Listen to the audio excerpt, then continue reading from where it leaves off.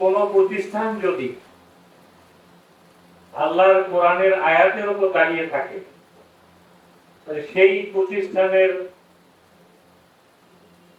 গভীরতাটা মাটির অনেক এবং অনেক নিচে, এর শাখা প্রশাখা আসমান ব্যাপী বিস্তৃত।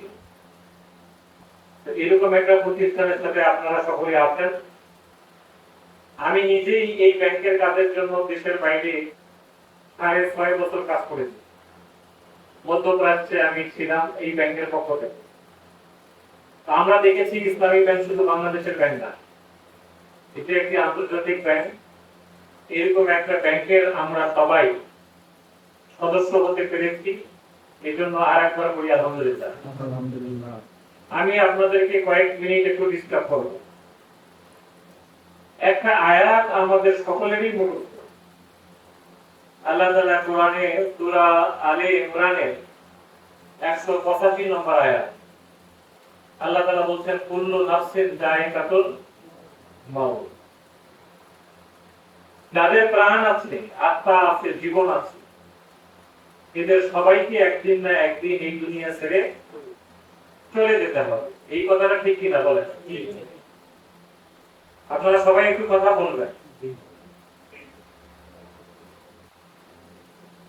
তাহলে এই দুনিয়া ছেড়ে আমাদেরকে চলে যেতে হবে, এই ব্যাপারে কোনো সন্দেহ নাই। এমনও তো হতে পারে যে আপনারা আগামীকালকে খবর পেতে পারেন যে ইসলামী ব্যাংক মানিকগঞ্জের ম্যানেজার এখানে আসছিলেন, তিনি হঠাৎ করে গত রাত 3টার সময় দুনিয়া থেকে চলে গেলেন। তার আমাদের জানাজাটা অমুক সময় হবে, এরকম ঘটনা ঘটতে পারে না? পারে। সূরা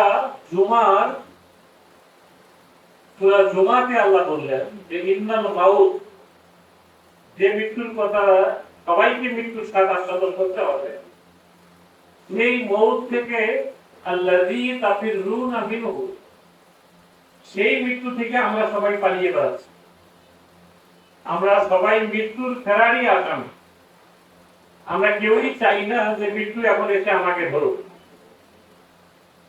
কিন্তু আল্লাহ বলছেন ফাইন্নাহু মুলাকীকুম, মৃত্যুর সাথে তোমাদের সাক্ষাৎ হবে, মৃত্যু তোমাকে মোলাকাত করবে।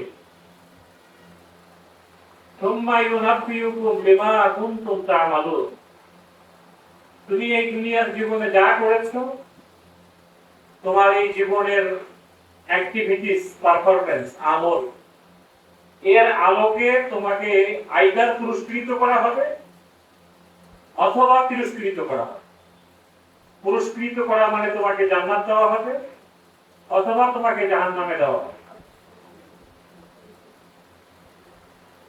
তাহলে এই মৃত্যু আমাদেরকে ধরবেই, এ ব্যাপারে কোনো সন্দেহ নাই। আমরা সবাই এখানে একমত, ঠিক আছে তো নাকি? আমরা যেদিন দুনিয়া থেকে চলে